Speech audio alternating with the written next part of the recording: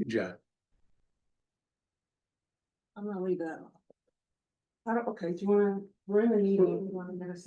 Turn the We'll camera. we'll go ahead and get started in just a couple of minutes, a little bit of some technical issues that are being there. Go ahead and mute us. Mute.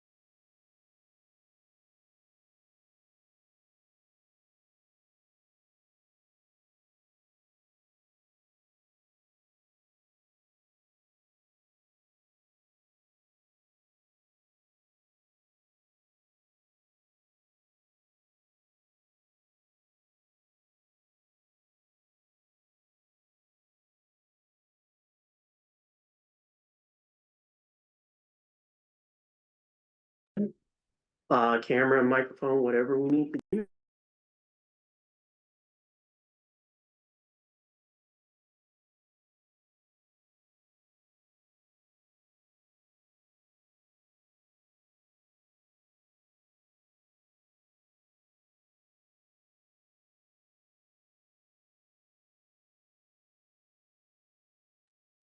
All right, we're just checking to see if we're good to go from a technology standpoint. We'll get started in just a couple of minutes. Can folks online hear us? See a yes. Yeah, you're all set. I guess I'll unmute. Can somebody say something so we see if we can hear you?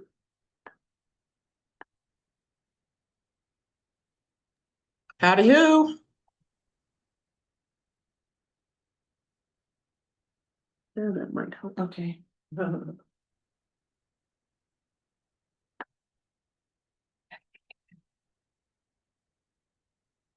Okay. All right, just a couple of minutes. We did have a little bit of a transportation issue with Interstate 25, so we'll give a couple minutes while we set up the slides before we officially get started to see if any other board members come in at the moment, because right now we do have a quorum though, so we can get started, but it'll be up to you, Chair, if we want to wait. Okay, did we check to see about the audio on their end? Yeah. Nobody else. Mute Yeah, I us. haven't heard anybody. Hey Kay, can you try to say something to see if we can hear folks online? Yeah, can you hear me? Yep, great. Okay. Thank you. But I can mute. there we go. All right, very good.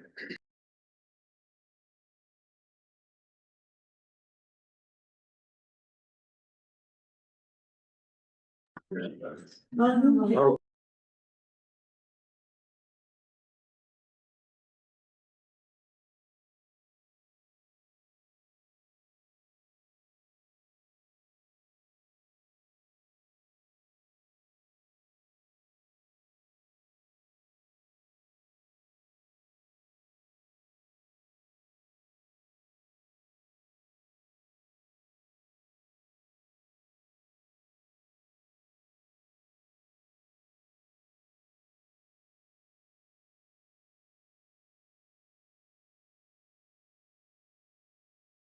Okay, all right, Madam Chair, we are ready to get started when at your call. Wonderful. Well, I call this meeting of the Non-Attainment Area Air Pollution Mitigation Enterprise Board of Directors to order. And we will start with roll call. Yes, Director Suniga, Here. Director Holguin. Here. Director Stockinger. Here. Director Furco. Vice Chair Baca. We saw her, she is here. And Chair Stevens. Here. We do have a quorum here. Director Wheeler? Oh, I'm sorry, Director Wheeler. Here. All right, we do have a quorum, Chair. All right, we will begin with public comment. I don't think we have anybody here for public comment, but is there anyone online or in person who's here for public comment? I don't see any hands raised or anybody speaking up, so we will close public comment. We'll move on to our first decision item, which is approval of the minutes from the March 27th board meeting. Well, is there a motion for this item? So moved. Is there a second? There's a motion and a second. All in favor, say aye. Aye. Anyone opposed? Anyone abstaining? All right, that motion passes unanimously. We will move on to our second item, which is appointment of a new NAAPME board secretary. Yes, we are appointing a new board secretary. As part of the plan to increase the amount of staff that support the enterprise. So we have hired some new staff, which includes Garrett, who is also the deputy assistant director for administration within DTD. And one of the duties as part of that is including the secretarial position as for the NAAPME board and support for one of our other enterprises in addition to that. So it's been a long time coming while folks have been getting up to speed on some of the items that we have on there. So what Susanna has done an admirable job, but but this was the original intent when we had put together some of these positions over the past couple of years, in addition to supporting this enterprise and our fuels impact enterprise as well. And so with a simple confirmation vote today, that will officially change over the duties to Garrett, who will be the new board secretary going forward. Great. Any questions about this item? Exciting. All right. Seeing none, we would, I'll entertain a motion to appoint Garrett Seddon as the new NAAPME board secretary. So moved. Is there a second? Second. Okay, there's a motion on the table. Any further discussion on this item? Seeing none, all in favor, say aye. Aye. Anyone opposed? Anyone abstaining from this vote? All right, the ayes have it. Motion passes unanimously. Welcome, Garrett. Thank you. Thank you.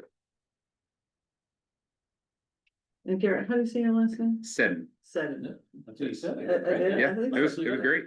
Okay. Thank you.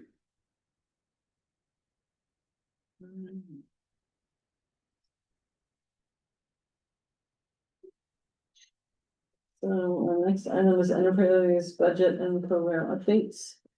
So this is in the packet. We're continuing with spending on administrative costs. I think one of the larger items in terms of the CTAP program is the item that will take up the most time today, but that will be later on. But most of it has been admin costs for some Department of Law support, staff salaries primarily. There has been some items that was used for language translation services that happened previously.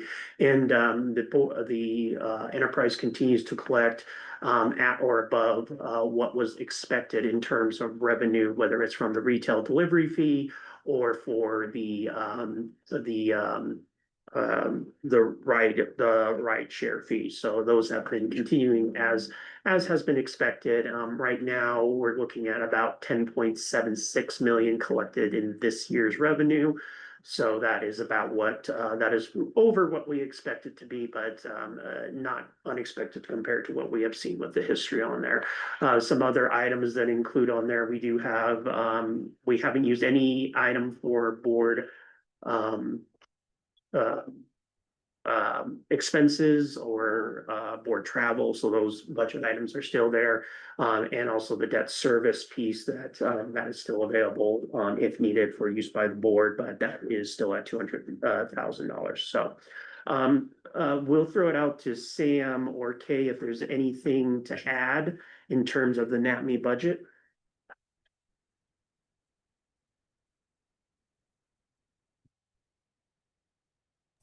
I have nothing to add, Darius.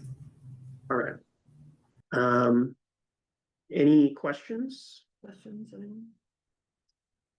I have a quick question, and I Yes. think I know the answer, but how is federal policy, I don't know if any of our bylaws address like D and I know our funding stream is identified and it's through how that's collected. Is there any changes?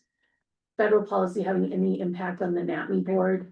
Federal policy should have no impact on the On this NAPME, one, on the okay, NAPME it's board. enterprise. And in fact, in statute, it does outline that consideration for disproportionately impacted communities needs to be taken into consideration with our Awesome, yeah, funding decisions and how we evaluate programs. So, I really appreciate that. It's been a Yes. whole thing of navigating that at the county. Yes. yes, indeed. So luckily that won't be an issue with this particular enterprise. It is 100% state funded. So it'll be up to the state legislature to make any changes. Any changes in Washington will not affect this enterprise. Okay, great, thank you, I Yep. appreciate that. That was a good question, thank you. Yeah, it has been worrisome at local government level of, are we complying and are we gonna get penalized or something that was okay in the past. Now it seems like it's not. So- Great. The past is like 9 months ago. Right, I wanna yes. ask Justin if he wants to add anything. So we do have our Attorney General's rep, Justin Curry on there online. Cherry, you would like to add anything to Yeah. that question? Yeah, thank you, Justin. Is there anything you wanted to add to this conversation? Good afternoon, everybody. My apologies. I just was let into the meeting. I Oh, was in the Zoom lobby for a while, so I unfortunately don't have anything to add because I'm not sure of what the. let's give you some context. So the question from Vice Chair Baca was around whether any of the federal regulations would be affecting any of the decision making that we made or hamper our ability to consider equity and some of the things that we and disproportionately impacted communities. Are we on? Yeah. We are. Oh, okay. I'm sorry, I'm trying. No, to get that's this okay. slide. I just no, that's fine. Live stream. So just kind of, as we know that, DEI has been, is not a consideration any longer at the federal level. But these are state dollars, so it seems like we're in the clear if we consider, for example, disadvantaged communities, disproportionately impacted communities when we're doing this funding. So with respect to this specific topic, I think this ventures into a request for some legal advice, and so I would prefer to have this conversation held offline, and we can set up a meeting to talk about that in a little bit more detail. Could we do that? Agreed, or we can send out a note that we can pass along and to make sure that we have open record, not have a violation of open records laws. And or if we want to have a conversation with the board together, then that would require a executive session. So would we want to have an executive session before we make these decisions, or do we feel like we're comfortable with the criteria that we have right now, being able to make the decisions today? I believe based on my interpretation of the statute, we could make those decisions today, but there's also the opportunity to make to go through the applications thoroughly and make decisions at the June meeting as well. As we get into it, we don't necessarily have to have the final decision today because a lot of the work in terms of getting out the award letters, that won't take too long, and the grant agreements between the enterprise and the grantees would probably take some time, and we have built into the calendar to get the award letters out on no later than July 31st. So we do have some time there. Okay, so it's kind of our comfort level in proceeding today. Yes. If it's all right, I would suggest that we have a conversation ahead of time before a decision is made. Okay, so maybe today just to walk through the applications, kind of, you know, kind of loosely talk about how we're feeling about these applications and then make the final decisions at the June meeting. Yeah. Okay. Okay, I think that's fine.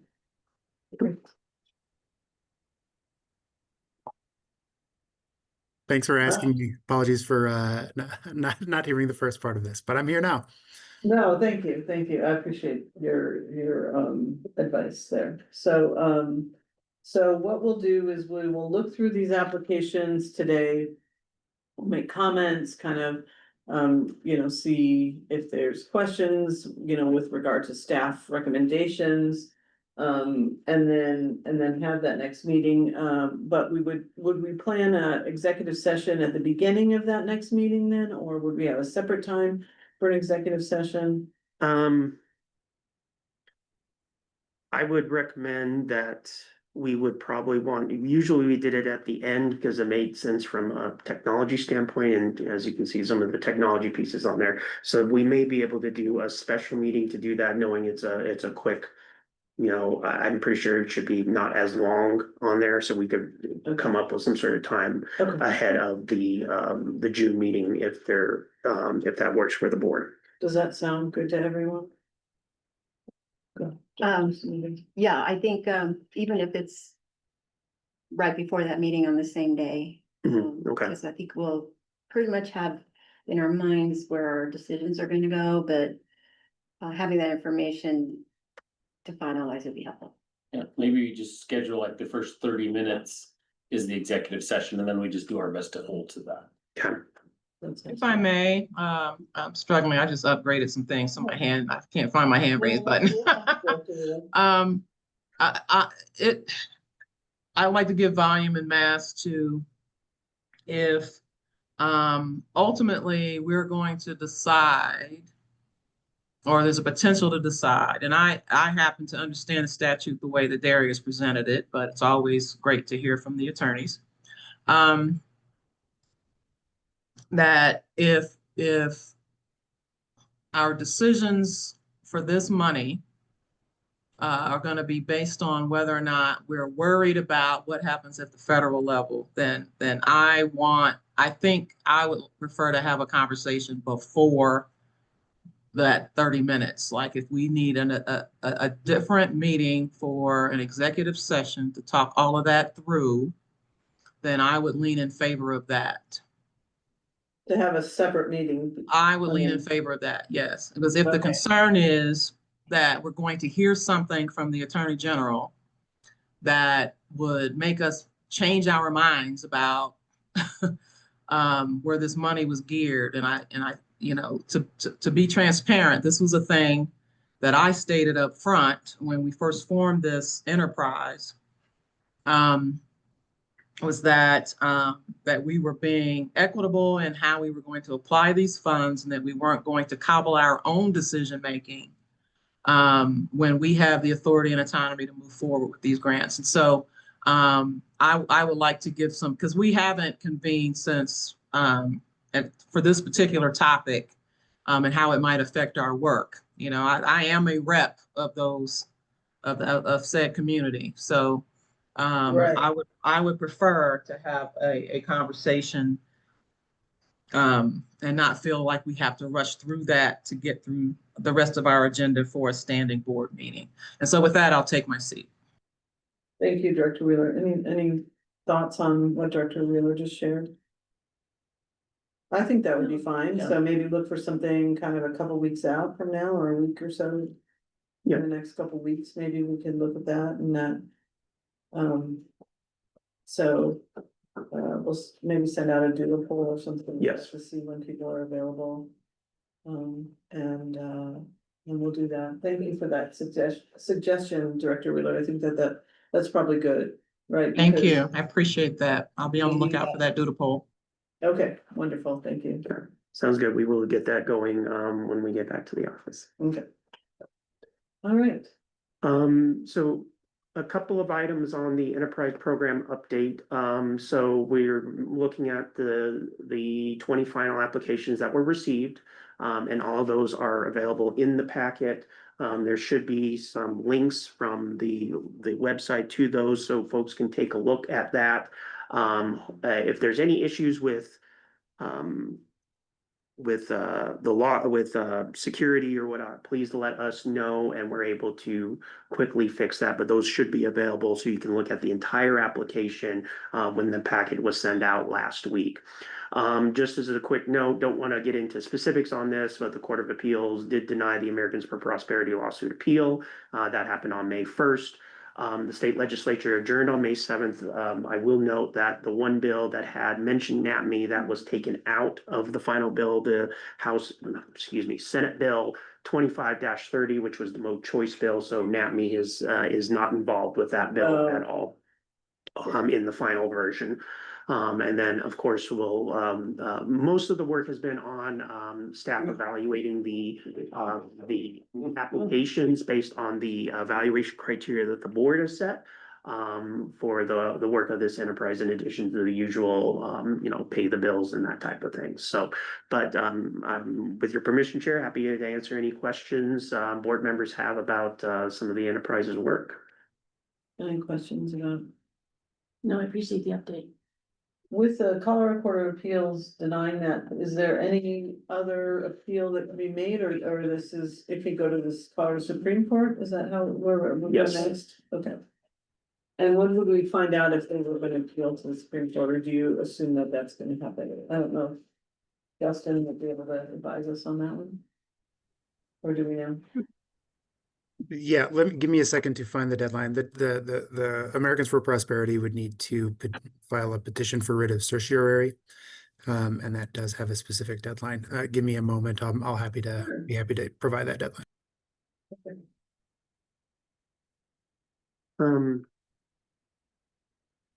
I think that is it from the program update, Chair. Okay. All right. So just some of the future board of directors meeting, I forgot about this slide. Apologies. I think we're reserving the June 26th meeting for action on the official CC-TAP awards.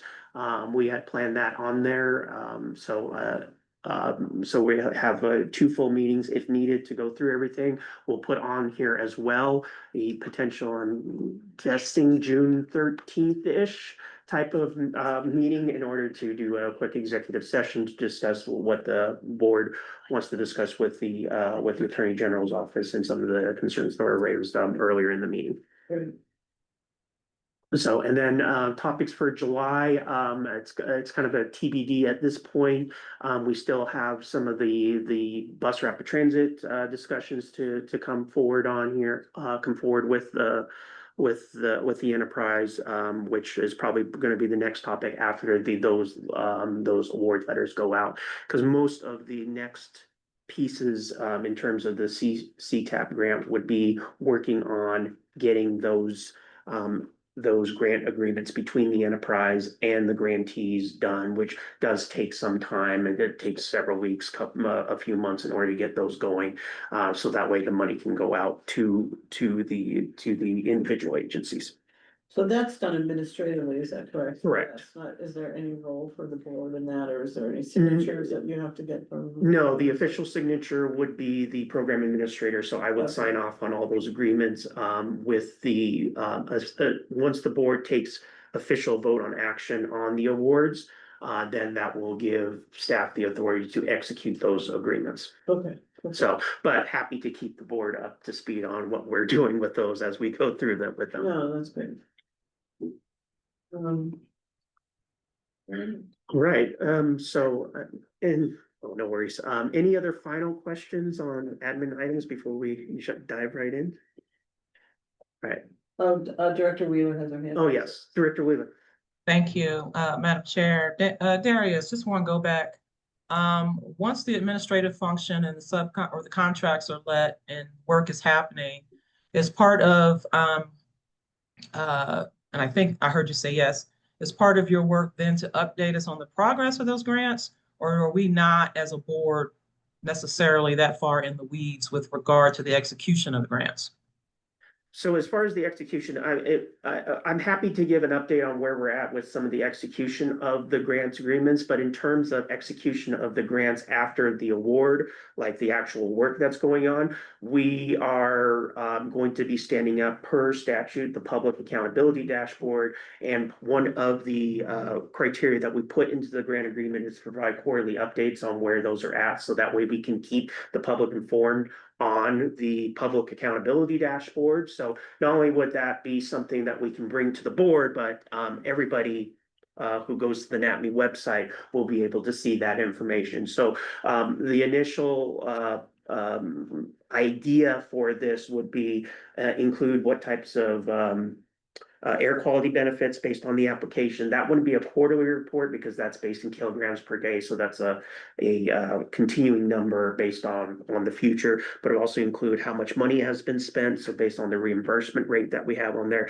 and then whatever updates that they would provide to staff, we would include that in the public accountability dashboard on the NAAPME website. So, yeah, we can include that as part of a quarterly update with the board as well when we update the website.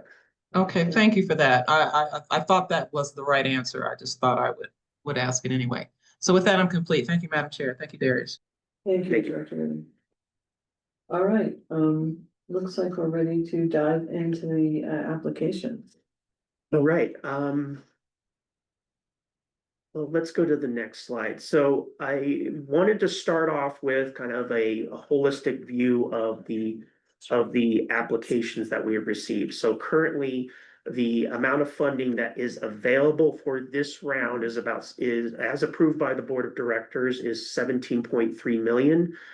We had 20 applications that were submitted and a total request of funds of around 50.1 million. Staff is based off of the criteria that the board has set through their evaluation is recommending 11 applications. Some of the applications, as we'll get into, we believe the entity is not eligible. And I think that will become clear. And some of them, based off of the scoring, just fell a little bit below that. But some of the items that can go through as we talk through some of these items as we talk through all the applications.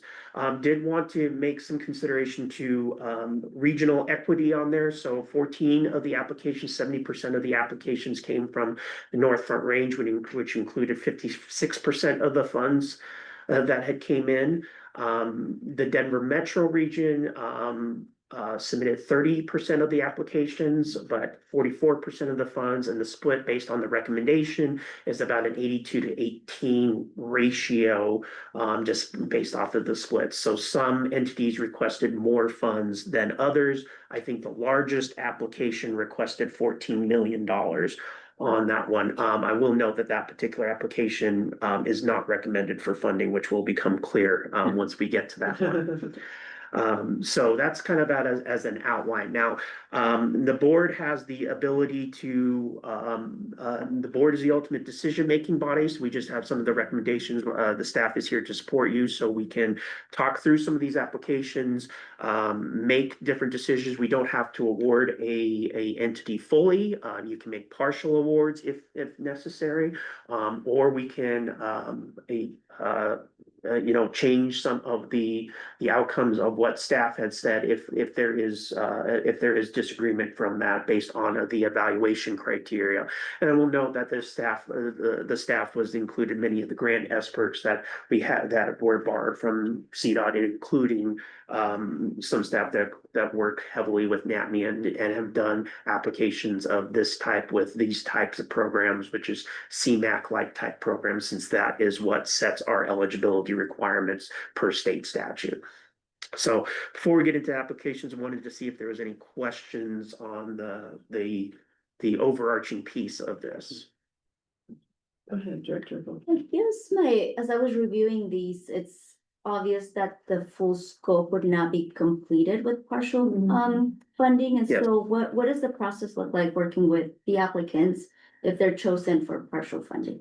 So what staff would do, and this would actually be was something that we would talk with certain applicants who wouldn't receive funding, is be able to show them where they might be able to receive other types of funding, whether it's from a source that'll be coming from either the federal or the state side. There are other potential areas where folks can request funding. There is transportation alternatives program that may be trying to remember when that will be. That may be a ways out next year. Okay, so that is very similar for type non-car related infrastructure. That is a federal funding program that they can recommend. There might be other potential avenues. I don't know if the Safe Routes for All program, that's a federal program. Federal program. Yeah, But it could be, you could use those. exactly. So being able to see where we can do to help them out, to see where they can make whole their request on there. And maybe they're looking at this so they can save money for other projects, and maybe they have to use the whole money as part of their agency. So they would say, okay, if we get this grant, then we can use this for another project, and maybe they'll have to make those decisions. But we'll try to provide recommendations as best as possible. Is there a I'm sorry. With that, is there a timeline sort of that they have to, because sometimes, I know we have projects that are like, okay, if we get this funding, it's gonna happen, but if we don't, we're gonna look for additional funding, right? Do they have to execute the project within a certain amount of time? No, we will be taking a look at, we don't want languishing projects, but we don't have like discrete timelines of when the projects need to be done. We know from, working with our local agency program, sometimes these things take time to procure everything. So there's not like, you need to have this done in 2 years or 1 year or something like that. But we would want to see progress, and thus that's why we have the quarterly Like progress reports. acquiring right away or whatever you have to do, then. Yes. That can delay things. Yes, absolutely. I'm sorry, interrupted. No, you. that was Did you have another exactly my question? follow-up question Okay. in terms of a timeline. If partial funding is awarded here, how does that play into it? So. Yeah. Yep. So yeah, we wouldn't penalize them for if they need to take a little bit longer to get it done. There isn't. Now, the board can make certain decisions on, well, we would want projects done within 2 years of award. That's certainly something that's up to the board peer review, but that's not something that we envision, because we know each project is sometimes unique and sometimes they can take longer than that, but we would want to see some sort of progress.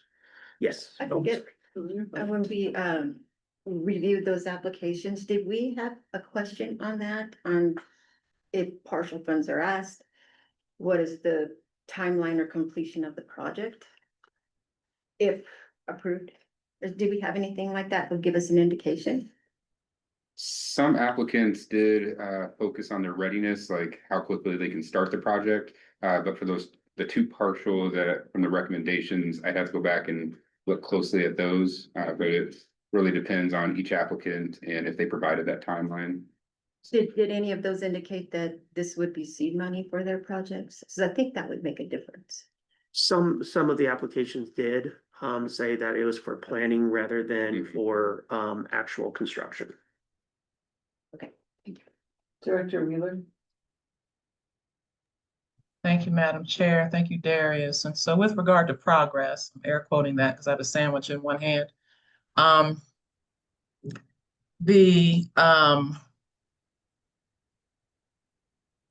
presumption is that you and the team will have a rubric as to what, it's a subjective measure, clearly.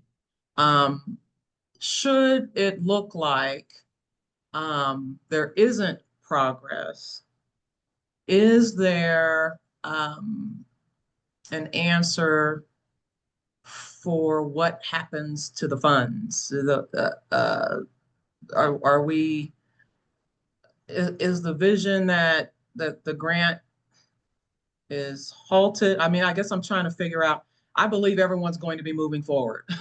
Yes. So let me preface the whole thing saying that, but in the event, do we have a plan on the back end in the event, in the very off chance that something hits the ditch, no pun intended, that those funds aren't lost to the enterprise or to other potential grantees? And with that, I'm complete and take my seat.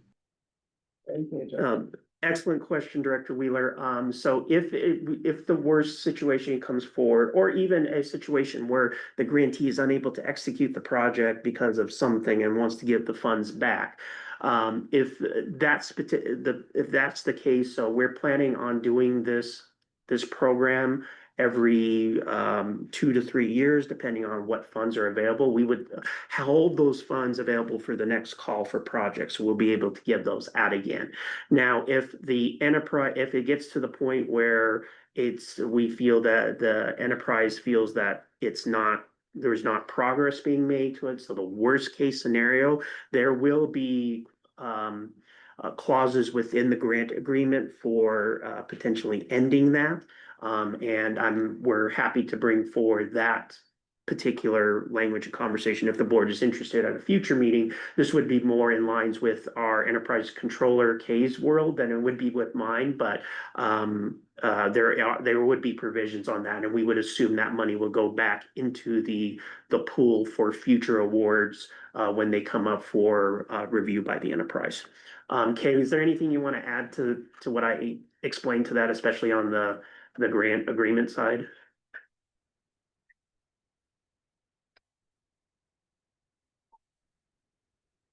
She stepped out. It is lunchtime, so Sure. in all fairness. Hey Darius, I have nothing. Sorry, I couldn't find the mute button either. So All right. I guess, I'd like to see progress, and I understand that projects like this will be unlikely to get federal funding, at least some of them. And so that there may be some delays, and I think giving some grace to folks. I mean, if they're never gonna get it off the ground, or if it's never gonna happen, or they don't have a plan moving forward. But I also know that, there again, I think that projects like this are, I think, with some of the reauthorization of bills that happen in the next couple of years, that we will likely see less funding for these type of projects. So, that could delay some of them. And if people still can figure out a way to make those happen, or, then I think that some grace is good in that. I don't know how to explain that better than that, but, Yeah, I would probably add that this would be something that we would be looking at, like no word from it, or not responding to official requests. These are the things that we would look at, but it wouldn't be a like, oh, you haven't responded to us in a quarter, your funds come forward. We would give as much time as we have available, especially with some of the smaller communities, knowing that, it's not like a Denver where you have a whole 3,000 people working in the state government, probably more, or excuse me, the city government, probably more than that, but being able to give the grace, so that way we're able to fulfill our statutory duties to provide a public accountability dashboard and make sure that the funds go through, so. and the state obviously is having some budget situations too. So things like MMOF, which might have been available to help, like with funding for some of the projects. Will not be around, we'll miss a couple of years on that one. What is MMOF? Oh, sorry, multimodal. Multimodal and mitigation options fund? Okay. Yes. Right. Alright. Were we surprised by this? I was surprised by so many applications from North Front Range and so few from Denver Metro. That was surprising, yes. That was very surprising. But we are missing from this packet, what, 10 applications? What is it?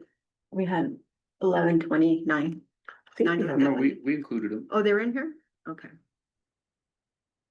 Thank All you. right, Ready? yeah, let's go to the next one. So, another piece that we wanted to, point out is the evaluation criteria that was set out by the board, which staff used for it. So this was, what we had put into the application packet, which includes, how the emissions reduction, so the air quality benefits of the project, using some of the CMAQ tools, which they provided in the application. We had our air quality experts provide their opinion on that, and most of them agreed with what the applicant provided. Also, how the project supports how the projects within a disproportionately impacted community as outlined in state statute, demonstrating engagement with the community, how the project would address needs or issues, and articulation of how the project would improve economic opportunities for individuals in disproportionately impacted communities. So those two alone made up about half of the evaluation points in terms of how these were evaluated. And then some of the other items included how the project meets the business purpose of the Enterprise of Three funding focus areas. So one of those outlined on the right, which includes sustainably reduced traffic congestion, reducing environmental and health impacts of transportation, improve neighborhood connectivity of communities adjacent to highways. So how well did they impact one or more of those objectives as outlined in the Enterprise's 10-year plan? If the project has been prioritized in an approved transportation plan at the state or local level, which includes the state's 10-year plan, the STIP, MPO's plan, a TIP, or a city or county local transportation plan, knowing that's a lot of those, when they put those out there, those have those are part of the integrated piece, and knowing that that also shows that they have reached out to community members when doing those plans, because there's a lot of there's specific statutes either at the federal or the state or even at the city county level for developing those types of plans on there. So knowing that it does have the support of the community, the demonstrated likelihood of success for that, does take a look at improving safety of the traveling public, especially vulnerable road users, expanding transportation choice, the quality and the quality application. So that includes all of the evaluation criteria, and that's what staff has used on there to make the recommendations to the board. And I think now we're going to go into the first application, which I believe is Weld County Road 52 or Colorado 52, Weld County Road 59 roundabout improvements. So we're looking at a project that is near the Hudson, Lochbuie, and Keensburg area. This roundabout is designed to improve air quality and reduce idling emissions, eliminating serious broadside crashes at that intersection, improve safety for students and families accessing the nearby Weld R3. The nearby Weld County School District, that was a little bit tongue tied for that, and supports travel for disproportionately impacted communities of Hudson, Lochbuie, and Keensburg. So their funding focus area that they chose was sustainably reduced traffic congestion, neighborhood connectivity, and it does support a DI community, of which I believe Keensburg and Hudson are part of that and is located in the North Front Range. They're asking for $1.8 billion as part of this application, and the staff recommendation based off the score is to approve funding for this particular one. It is also included in statewide and regional plans. Oh, yeah, thank you. Any questions about this one? And we'll note that the orange areas, if we click on those, and we can do that during the meeting if we would like, we can bring up the actual application if there's specific questions that we would like to bring in as part of this application. And there's a map of the location as well that's linked.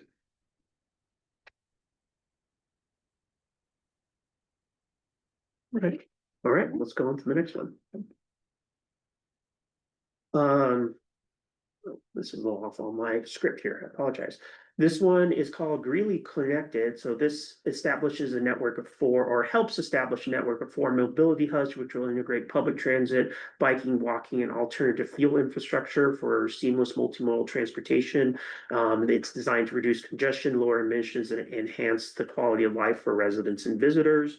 It looks like that these are the mobility hubs in downtown Greeley, UNC, 131st Avenue, and Merge. merge areas, so it is located within a disproportionately impacted community. It's going to support two funding focus areas, including sustainably reduced traffic congestion and improve neighborhood connectivity.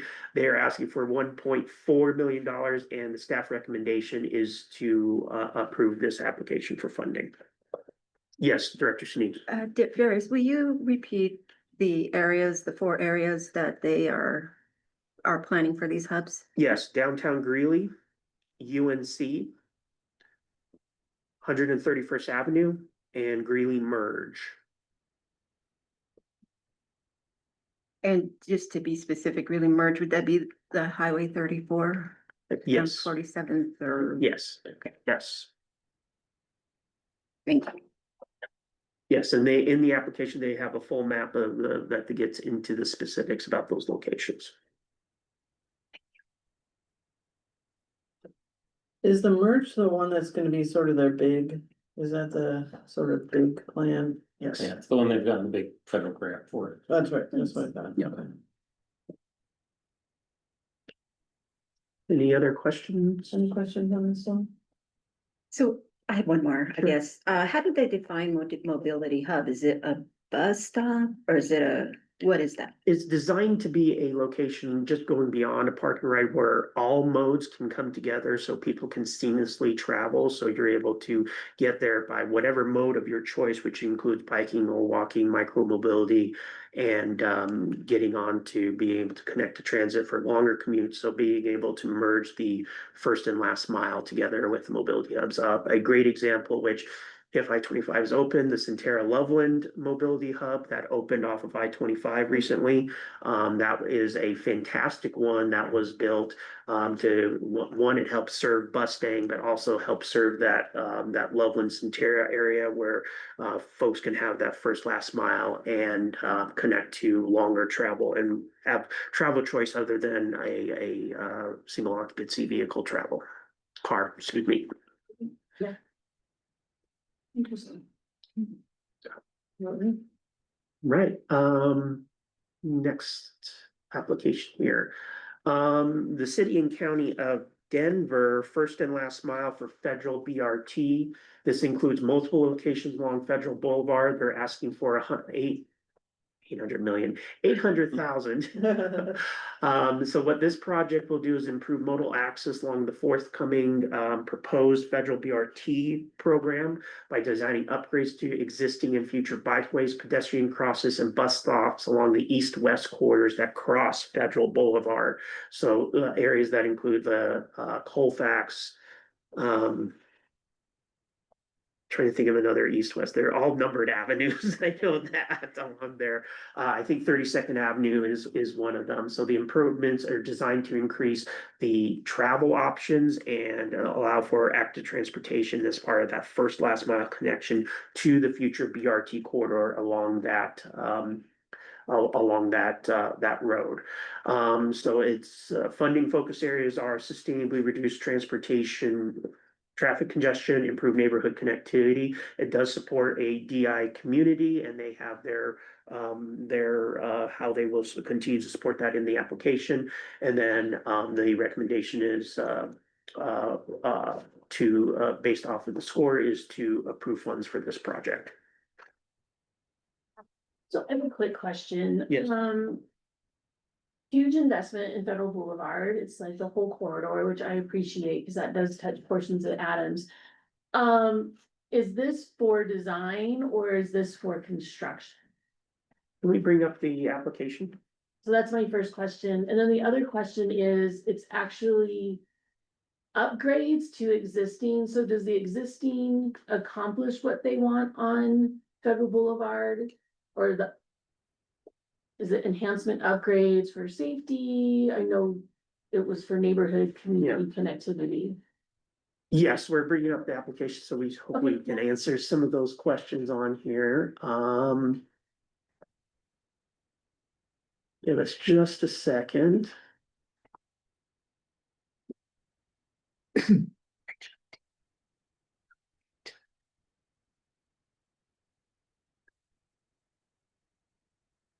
So looking at the Bus stop improvements include consolidating stops, adding missing stops, making bus stops ADA accessible, intersection improvements and bus bulbs near stops, pedestrian process improvements include adding marked crosswalks, making geometric improvements to improve safety. Bikeway and projects include building segments of new bikeway where the network is minimal, making upgrades to existing routes so they're more safe and more comfortable.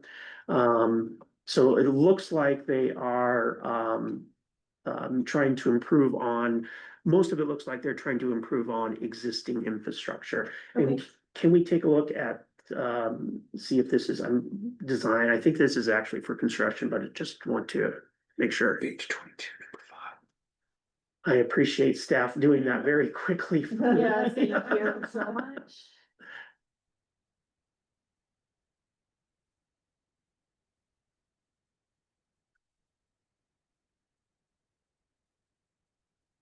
So it looks like this is for construction,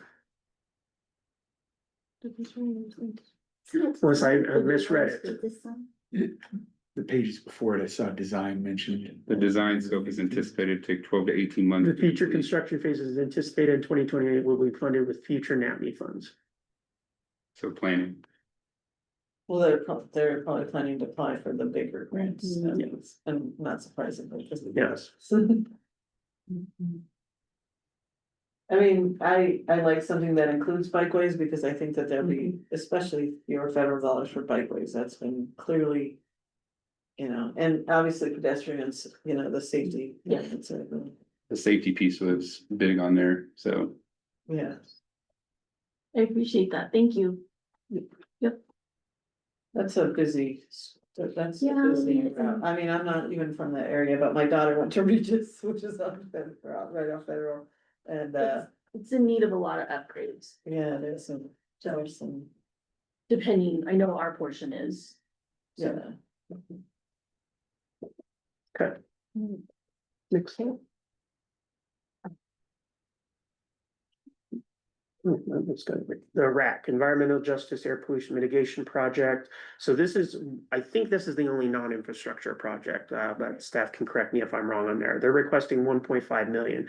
And what this project will do is enhance and expand the 4 existing programs that are within the DRCOG County, which includes accessible bikes for community, clean air auto repair. Oh, somebody needs to be in it. All right, thank you, Phil. Engines off and simple steps for better air to operate successfully in the DRCOG area, but it will allow those to expand into Larimer and Weld counties, which are in the non-attainment area. So this will be focusing on sustainably reduced traffic congestion. I believe they are looking at alternatives for accessible bikes. The other piece is looking at providing vouchers for improvements to cars, so that way they can fix emission issues and some other programs that the RAC already handles. So this one has been it does support DI communities because it's a region-wide focus, so it would be supporting all those areas. It's been from the staff recommendation, it has been recommended to fund the 1.53 million. Questions or comments on this? I have a question. Oh, Go ahead. Oh, so is this the whole of Larimer and Weld counties they want to expand to, or do they have a new boundary? Well, Larimer is not all not all Larimer's in the non-attainment area, so, So it's just- northern, but all of Weld is. So Larimer ends around, just a little north of Fort Collins. So, I don't think Wellington is in the non-attainment area, but it does expand to Estes Park, because Estes Yes. Park is in the non-attainment area. There's not a lot of people that live in the area in Larimer County, probably in the same with Weld, but probably in Weld, there's more oil and gas work being done, which is why, well, all of Weld became part of the non-attainment area just a few years ago, so. But not all of Larimer is, although most of the population centers in Larimer are. Great. My only comment, yes, I like the expansion into Weld and Larimer. if the program is needed. My only other comment is having been on council and now as a commissioner, the RAC seems very siloed in their outreach. So I think it needs to be a little bit more robust. So I don't know if they're a passive organization where we need to engage with them, or if they actually have programming out there and are really promoting it. So that would be my only comment. So I'm actually on the RAC, so I probably can't even vote on this. I don't know how that works. I'm a board member of the RAC. So That's an interesting question because there's also items that are coming from Larimer and Adams County as part of that voting piece on there, and I know I may ask Justin to see if he has any concern about that, but we're thinking this as part of the enterprise, so I think in this particular piece, I think that would be okay based off of the scoring merits out there. So if there's any concerns about the scores based off of the review of the application with the criteria, I think that would be okay. But Justin, I don't know if I can phone a friend to see if we can answer Chair Stevens' question about recusal because she is a RAC board member. Yeah, let's if there is a comfort, a level of comfort that you're not you're not achieving with respect to your dual role, then let's talk about your decision about potentially recusing. Okay. We do have, since we know we're probably going to make final decisions in June, we have some time to discuss that. Director Wheeler. Thank you for the question, or Madam Chair. Darius, thank you.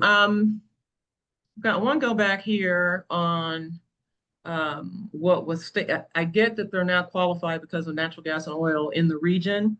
Do we know, and this is just a curiosity for me, do we know whether or not the industry is kicking in some cash on any kinds of improvements in that area, given the knock over the head that Suncor and Commerce City, that whole deal? I'm just wondering if they were proactive in saying, we know we're going to make a bit of a mess, here's some money, don't bother us again. And whether or not, I'm curious. I don't know much about how they show up. The industry shows up. Yes, it's an excellent question. So it doesn't affect this enterprise per se, but the oil and gas industry, I believe it is Senate Bill 24-230. There is an oil and gas fee, and that money is going to the Clean Transit Enterprise. It is a significant amount of money, and it will go for transit projects throughout the state in the future, local transit projects, some of the rail projects, those types of things. So. Okay, that's good to know. And then, in the future, if I'm wondering, well, we can talk about it another time, but how do you marry up maybe these two pots of money if you're a Weld County and applicable parts of Larimer County? I think that might be an item. We do have to be careful because we're two separate enterprises, so we have to be careful. Yeah. Understood. Yeah, I remember the lawsuit and all the things. Yes. And so I'm just, it's more of a curiosity. With that, I'm complete. I'll take my seat. Yeah, so, and I think that might be a question that could be asked of the locales themselves, or a question with, how those would be funded in terms of, Weld County and so forth, but. I just kind of want to make a comment, based off of Director Wheeler's questions. I don't have an answer, but I have a comment. So, Director Wheeler, as far, I live in Weld County, I live in Greeley. Yeah. So, so I kind of know a lot about this. You sit on council. I used to sit on RAC as well. That's a great question, but I don't think that onus should be on RAC, who's expanding, as more so like Greeley, Weld County applications.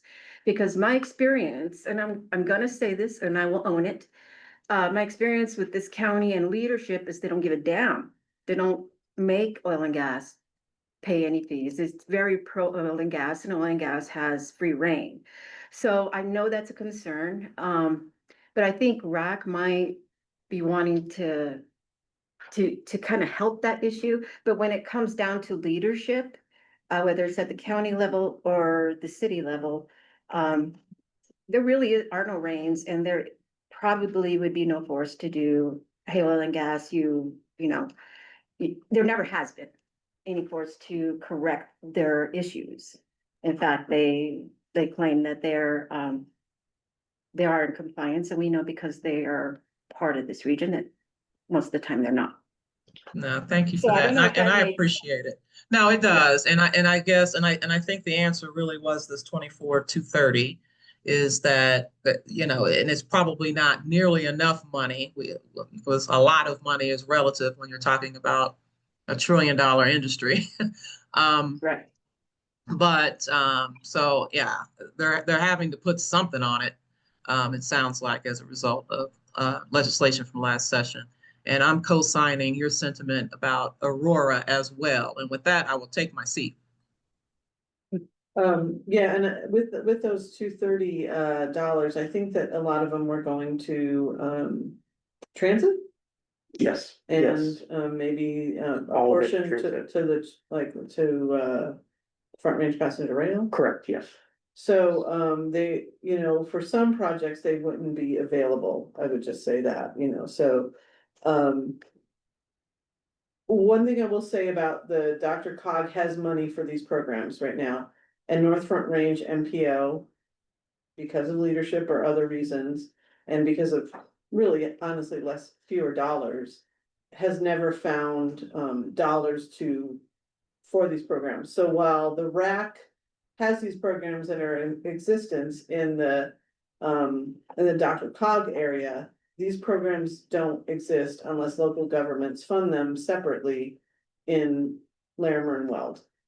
And so I think that this is the attempt to make sure that those, and like the auto repair is a program for lower income folks to be able to fix some of the emissions issues that they have. If you have less income, you're likely to have an older car that's likely to have, and so and Stacy probably experienced this as a RAC member, that when asked about that, well, we don't have that in Larimer, right? And we've actually when Larimer, done some of the programs around like the mowers and the rebates and that kind of stuff, but a lot of these other programs don't exist. So I think that's just by way of explanation, that's why they're applying for these dollars in this area. Is that more program still in existence? I know the funds are depleted, but the funds go fast. Yeah.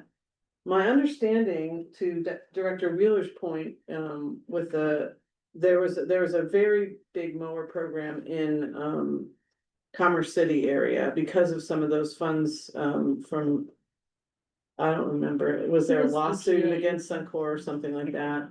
And I think that people in that area were able to get, free electric mowers and things like that, so. But I'm not sure where the funds are, that they come out every year. I think there's also a 30% rebate on the mowers at the state level, so there's a lot of different like overlapping programs, but there are fewer in that region, and I'm sure that's why they ask for the dollars. so is that program part of these that are listed? Yeah, I think it's part of Simple steps for better. Simple Steps, yeah, that's right. I think it's a fair question of Director Wheeler. Suncor is a challenge for us. They are in the city limits of Commerce City. The public affairs, government affairs feels very non-existent, and so it's easy to assume that they are bad actors, because they just don't reach out to community there. I think the settlement you're talking about, I think it was state, I think it was EPA. Oh, okay. And while on the surface, it looks like it benefited those in Commerce City at 50,000. The folks in Commerce City are rent burdened. They live in rentals. We did share this with the federal EPA in Washington. So since they're renters, they likely don't have yards. So lawnmower equipment and blowers is not gonna benefit them. And their landlords are likely not making investments in any type of yard for them. They work 2 and 3 jobs, and the impact of Suncor, they are likely spending their time with family and or taking care of family members with nosebleeds and asthma and all the other impacts. So it was a non-starter for us in Adams County, which is really unfortunate. And that was an administrative settlement. So there's 2 pathways. We didn't know this. EPA, Suncor can proactively try to do a settlement. Administratively, it gets reviewed by staff at the EPA level, and they can approve it and provide feedback. Or it actually would go to a more regulated body or court system, whatever that would look like on the other side. So it was an administrative settlement that Suncor initiated. And EPA seconded. And I don't know, I know RAC was one of the recipients. I don't know if there were other recipients. I don't know how that money was dispersed at all. I just know that RAC got a small portion, and thank you for explaining that. And I think that, I would encourage you to talk to the RAC maybe about how many people have used that program and, get some of that data. That might be really interesting for you to find that out, or I can, make that connection offline. For you to say, maybe there's a way to put those dollars into a different program that might be more beneficial. So I think that's worth asking about. All right, so we know about this one. Any other questions about this one? No, we're good. Okay. All right. This one is for the town of Meade. This is the Colorado Highway 66 pedestrian trail. So this project will construct a bike and pedestrian underpass at Highway 66, connect the trail to downtown Meade from residential commercial areas south of Colorado 66. With the NAAPME covering the balance of the construction costs that are not currently covered by other sources. So it's supplemental to a larger project. The underpass will remove a barrier with a high-speed highway. So County Road 66, I believe, is the kind of like the main street through Meade on there. So if I didn't get that right, correct me if I'm wrong, but I believe that's where it is, because I think the Meade is east of I-25. And so this is going to focus on all 3 funding focus areas. It does support DI communities in and around the town of Meade. It is from the staff review looking at full funding of the 1.36 millions because of the connectivity piece, the safety piece, and promoting active transportation. This meeting is in Dr. Cog? I think so. There is a small portion of Weld County that is in Dr. Cog, but I think so, because we've Yes. never had like any of the people.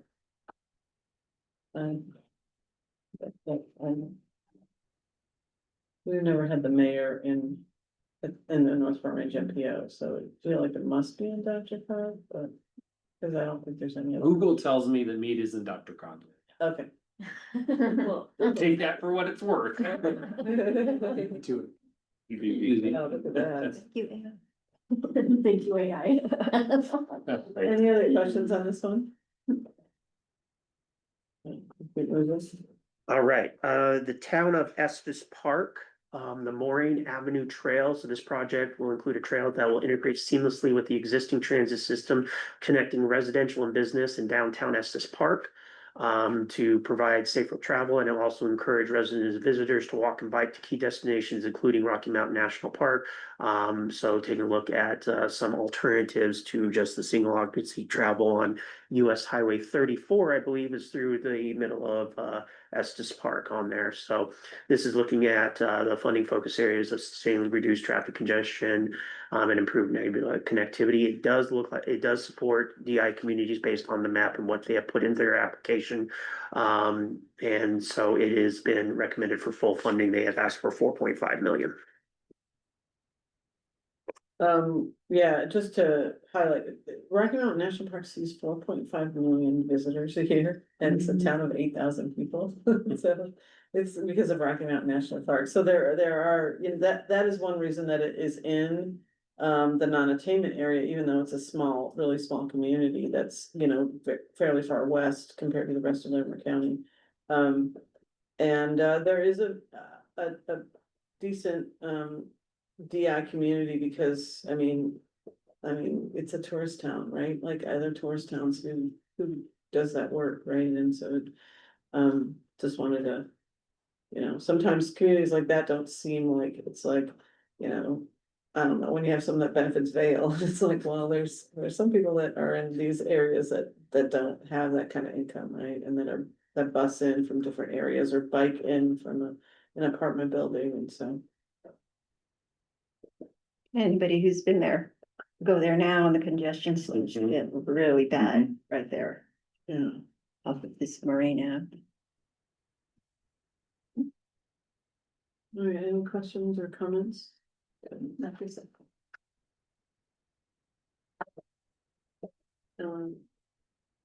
Okay, so this one is for the city of Fort Collins is connecting North College Avenue. They're asking for 548,000. So this project will plan and design active transportation networks for the DI community in the North College neighborhood that is currently separated from the urban core by the Poudre River, Union Pacific Railroad, Weld and Larimer and Weld canals, which that's one piece I did not know existed before on there, on this there, but everything else I knew was up there, and US 287, which is the main highway outside of I-25. So identify barriers and gaps in the current network that prevents residents from accessing schools, Fort Collins' free transit system, and the citywide paving trail network. So it's looking at supporting reducing traffic congestion and neighborhood connectivity. It does support a DI community. So it did score high from the staff recommendation. We'll note that it is designed and planned, but it does lead to major safety and connectivity improvements. Design and plan is an allowable piece under the CMAQ rules. So, but it does serve historically underserved communities up in Fort Collins. Any questions on this one? Going. Adams County and the city of Thornton, the misconnections application. So the location is along the Clear Creek Trail and Federal Boulevard and 62nd Avenue. That's very close to, I believe, Rockies used to be at 64th Avenue and Federal, that I remember a long time ago. Anyway, I digress. Yes. You're right. So 500,000. So this is the complete design, preliminary engineering and construction for missing sidewalks and curb ramps in unincorporated Adams County. So this is the location between Westminster and Denver. So there's not a municipality out there. And the project will ensure that transit riders can safely rock or roll to their destination along the federal BRT corridor. So preparing for that BRT corridor as well. Does support a DI community, is looking at reducing traffic congestion, improving neighborhood connectivity as the funding focus areas. And based on the staff recommendation, it's for full funding. Any comments or questions on this one? Just that, same thing, if there's recusal and, I think it's Justin Curry, would just brief us on that. Okay. Yeah, I'll take your lead on that, Chair. Thank you. Vice Chair. All right, we'll move on to the next one, which is probably one that I will have to recuse on. This one is the city of Fort Collins, Larimer County, Taft Hill Road in active transportation mode. So the Taft Hill Road, they're asking for $534,000, includes multiple improvements by widening sidewalks, adding a new side path, protecting bike lanes and safer crossings.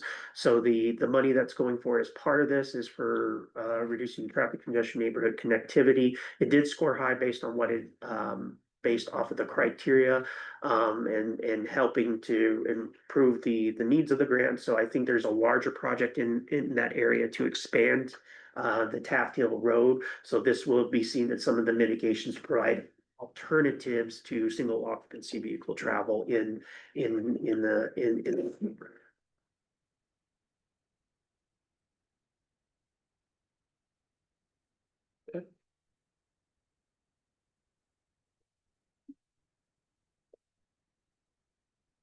So this one is the Boulder County, Colorado 119 mobility last mile to the finish line. So they're asking for 3.15 million, 3.16 million. So it includes three multimodal improvement projects, one travel demand project, so they can complete the okay, so they can complete the safety, mobility, and bikeway project that is part of the overall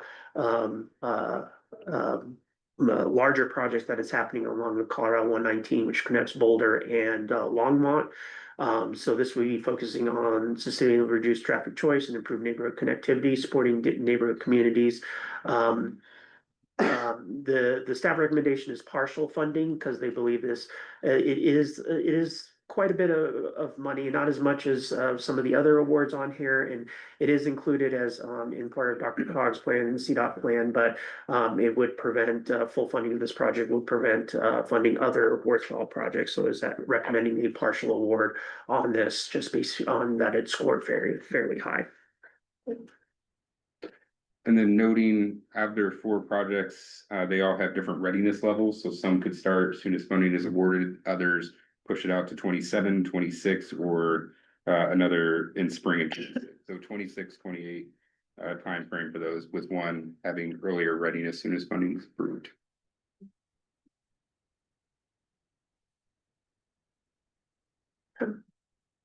Great, we'll move on to the next project. This is the town of Loveland, US 34 and US 287 access project. So this one is a fairly large ask because it is not the largest ask.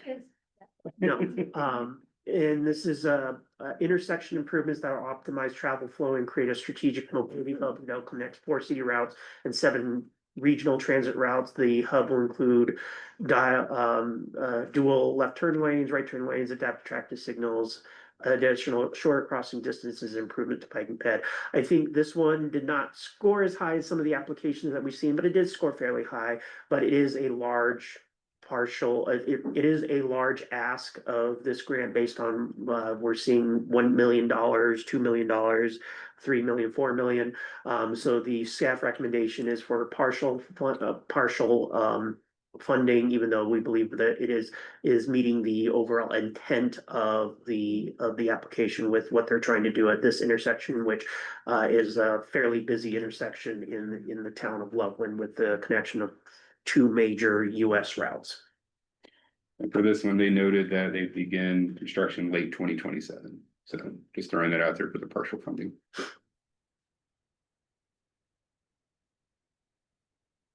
Okay.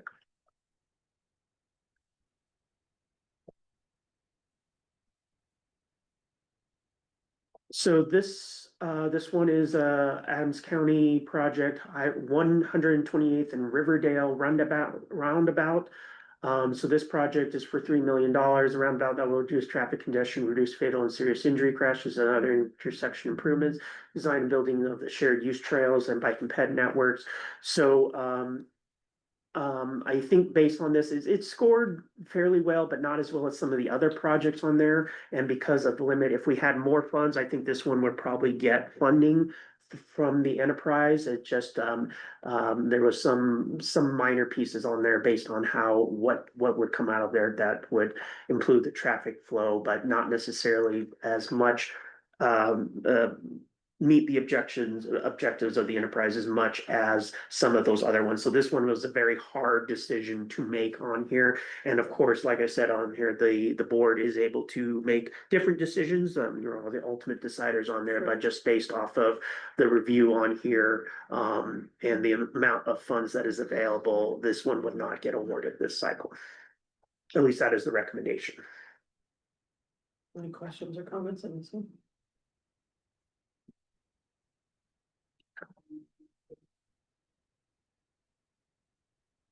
So this one, the town of Frederick, County Road 13 and Weld County Road 13, Weld County Road intersection. We believe it's an intersection improvement, address multimodal connectivity and fill gaps in the trail system, enabling alternative roads for residents. So it does, the project seems to be a good project, meeting the overall funding focus areas of the enterprise. The major issue with this is not in the DI community. So that's why it did not score as high as some of the other applications. Next one.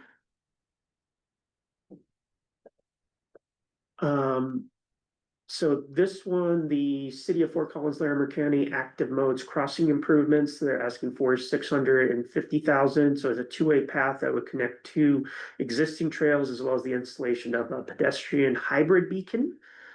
Improve connectivity to the university, the elementary school will ask for safe travel to additional transit and parks. The funding focus areas will be sustainably reducing traffic congestion and improve neighborhood connectivity. They do mention that they support a DI community. However, the project does not define how they would support the DI community based off of the information that was provided in the application as well as the others did. So if we had more funding, that may have gotten funding as well. So it is a worthwhile project. It's just it was just a decision made based on review of the available information in the application.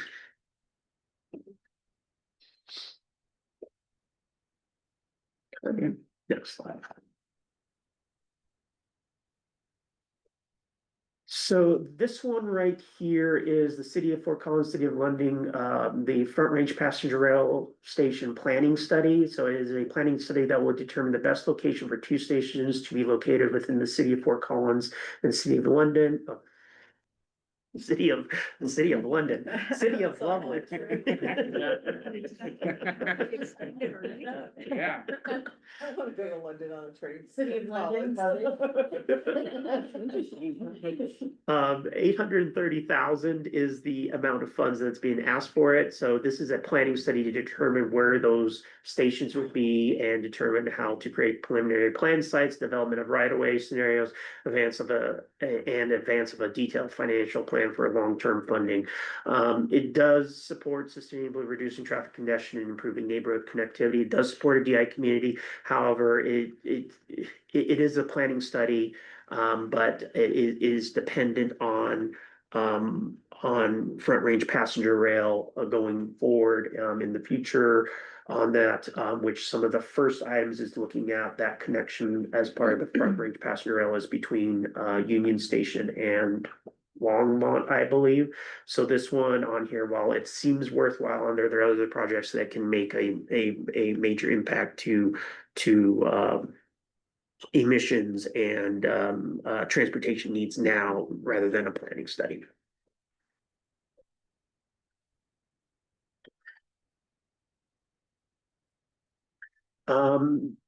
This one, the city of Arvada, Little Dry Creek Trail connectivity, asking for about 3.1 million. And so it's at Wadsworth Boulevard and 80th Avenue. It's a intersection of two major arterials. Wadsworth Boulevard in that area is 6 lanes wide, so it's not as wide as an interstate. If you ever visited Arvada, and 80th Avenue is 4 lanes wide. So it connect portions of that trail that are disconnected from the 10-mile system that runs east and west sides of Wadsworth Boulevard by installing an underpass for riders and walkers to safely navigate the state highway because it is 6 lanes wide through Arvada, through almost the entire length of Arvada. And it's looking at sustainably reducing traffic congestion, improving neighborhood connectivity, does support a DI community within Arvada. It did score fairly high, but not as high as the others. There was some quality issues within the application, and we believe it was a worthwhile project. So if there was more funds, that might have gotten funding on here. But they're just based off of what the information that we had available there. The staff recommendation is to not fund it just based on the amount of money available. Next slide, please. Unless there's any questions, I apologize.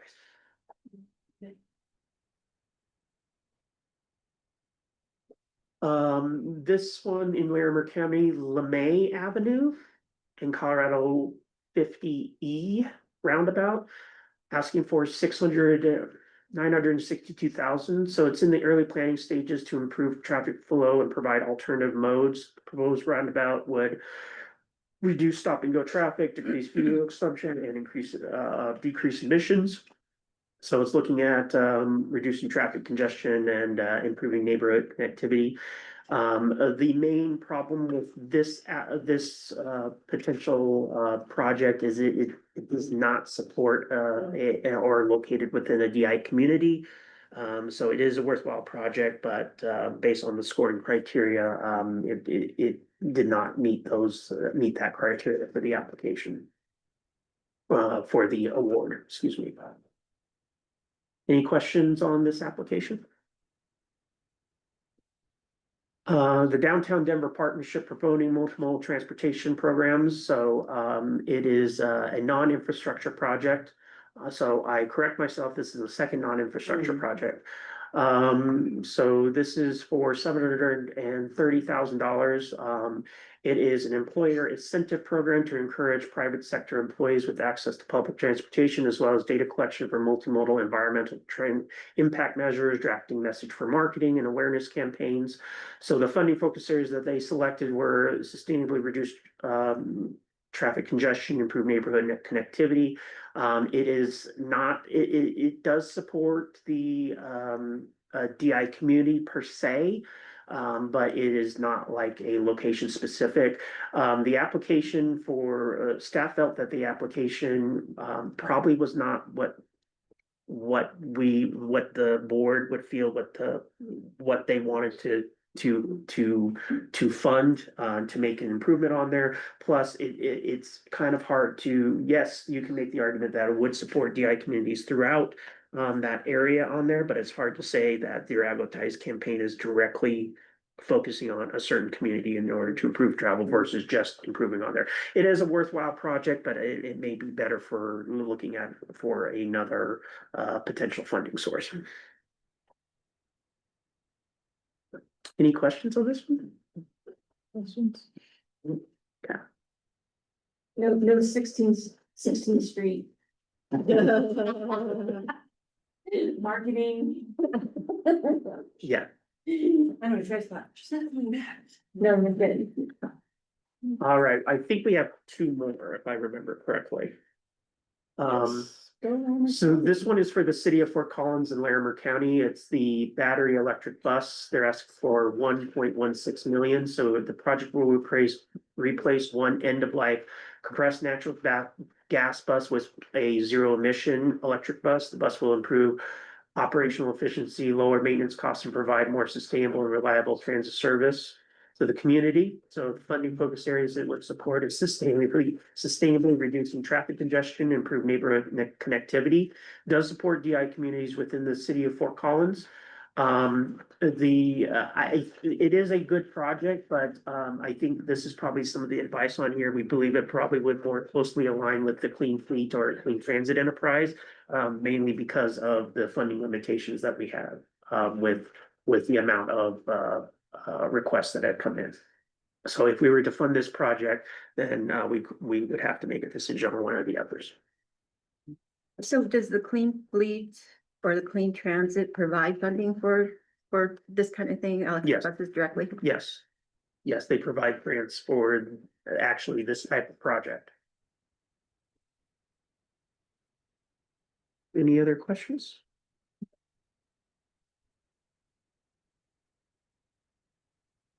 This one is from the Bowling Group LLC, the Pepsi Beverage EV project located in the High Point neighborhood of Denver, asking for $14 million. The project would fund the electrification of tractors servicing 2 facilities, installation of EV charging stations, expansion of the 69th Street Bridge. No public access to the facility's charging station or bridge. Their funding focus areas that they selected were sustainably reduced traffic congestion and improve neighborhood connectivity. They did indicate that it supports the DI community. I don't know, but staff believes that it is not eligible for funding. The limited liability corporation does not meet the definition of an eligible entity under statute. So this one would not be funded. Well, no public. It's interesting. No public, and it funds one of their private business to their facility. I mean, yeah, I guess we can make the argument that it increases emissions in the area, but. Yeah, I have dropped to number 4. Behind Coke, Mountain Dew, and Dr. Pepper, so I'm not surprised they're having to apply for this grant. I disagree with those Nobody's- rankings. Nobody's drinking with Pepsi, nobody's drinking Pepsi anymore. Yeah. Even on the Nuggets or the arena for the Nuggets. Oh, events. that's right. So, so I think that where this particular project would have benefit is reducing emissions, but I think they would have a hard time making the case of improving neighborhood connectivity. Maybe for workers getting to the plants, but the situation is still that it is an LLC. It cannot Yeah. receive these funds. Right. And so we do have everything lined up here. So the two that are starred are the ones to receive partial funding, so that will give out all of the funding or close to all of the funding.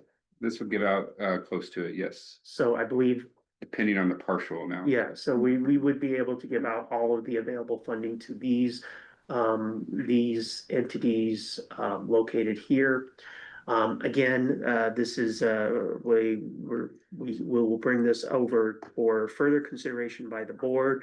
If there's any questions between now and the June 28th meeting, I believe I got that right, or was it 26th? 26th, thank you. The June 26th meeting, we're happy to provide further information. And all of the applications should be linked, as I mentioned earlier, from this presentation. Click on the orange areas and you're able to look at the application in full. And probably be able to explain it better than my quick 5-minute spiel on each of these on here. But that's the recommendation from a group of staff that's putting forward on here. But the board has the ability to make adjustments to any of all of the recommendations the staff put in there. It's, so whatever the board would like to do on here. But that kind of wraps up the applications we have received for this first round of funding. So open to any further questions. I mean, first, just thank you, staff, for all the work to be able to get to this point. It's pretty exciting to be here and to be reviewing and to actually just put it into practice, so truly appreciate your time and effort. I guess my question is regarding, when I read this last one and just claiming, yes, of course, DEI, disproportionately impacted communities will benefit from this because of what is the mechanism through which we can, as an enterprise, can ensure that what was in the application actually happens? And that there is actually, that's those who are benefiting also include disproportionately impacted communities and not just in the application. It's an interesting question. A couple of items that we have for enforcement of the enterprise rules is in order to receive funds, we have the grant agreement.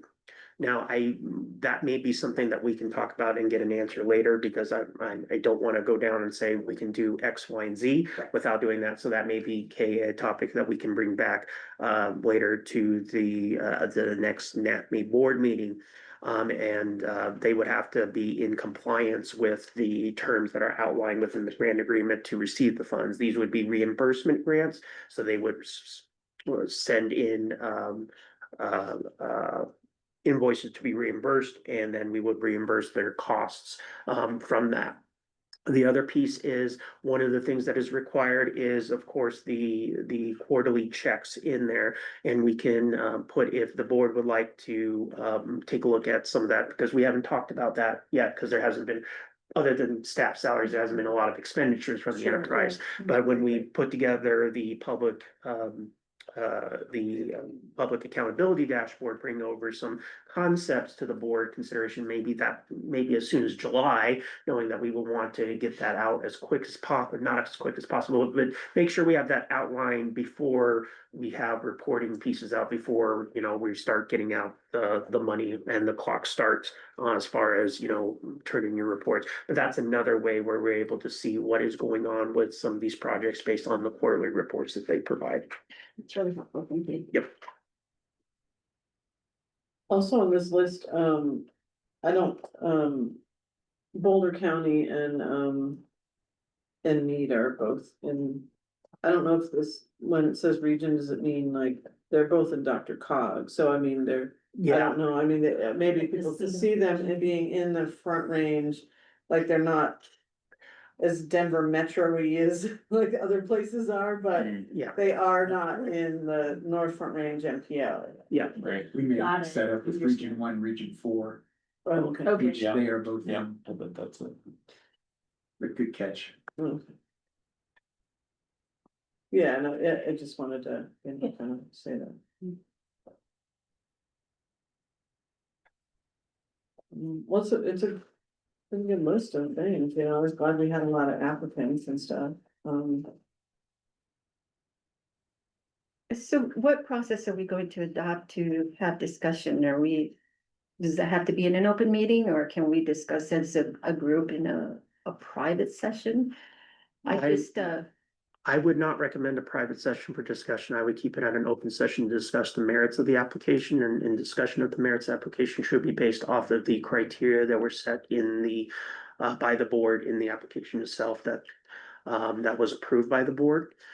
So we can spend, there's about 20 minutes left on here, but we're more than welcome to take additional time to discuss merits of the application, or we can do it at the next meeting. I think in terms of legal advice, that would be the executive session on there as well. However, board members can talk to staff individually, and that wouldn't be considered an open meeting to get further information about the applications. And yeah, we have the option of, you know, I mean, taking these recommendations, there's some other like relatively high scoring projects that could fund instead or do partial for some. I mean, there's a lot of different options that we can do, you know, if people are wanting to elevate a project or, you know, so. And the nice thing about not making a decision today is it does give a month to think about it as well. I appreciate that.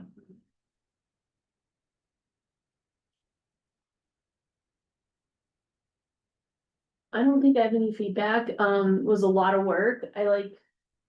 It feels good to do this work. I mean, we were just so beat down at the local government level for a while, and then transportation was gutted in the legislative session. So I think this meets all the criteria intent that the board and, you know, with your direction. I would tell you, Estes really surprised me, but thank you for including the population chair for that. So Yeah, for my own agency, I'll just say, like point of personal privilege is that I feel like there were so many other higher priority projects that we are also doing work with CDOT that would seem more natural, like stuff on Highway 85 and 120th and so just really interesting I have no say in of what projects are they put brought forward. Yeah. I mean, I would, you know, say the same thing. We do major corridors at the commissioner level. We don't do the major local Yeah. level. Yeah. Great job. Thank you, staff. Yeah, Yes. thank you, staff, for helping us So read through them. I would like to particularly recognize Garrett and Phil and Lexi and you'll have to fill me in on who else helped with it. Some of our friends in Innovative Mobility, Mike King, Lily Lizaraga, added input, David Messner. David for- Messner. For our air quality. especially David. So I just wanted to recognize that because they did the majority of the work on here to get everything going. So I really appreciate the hard work to get this going to where it is now, because it was a lot of work to get to this point and review all the applications, and they did a fantastic job in putting this together. So I really do appreciate that. Thank you. Did you have any folks that kind of used some of your services, like your webinar or whatever, ask you questions that didn't end up applying for anything? Yes.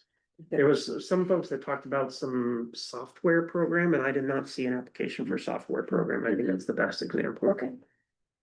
And I mean, it depends on what it is, because it's hard to say, but that seemed like it was it was hard to say whether it would even qualify. Cause that's not a traditional, something that will qualify for CMAQ anyway. Yeah, and it was interesting to me that so many were, there were fewer from the Denver metro region, honestly, like that was really a surprise to me.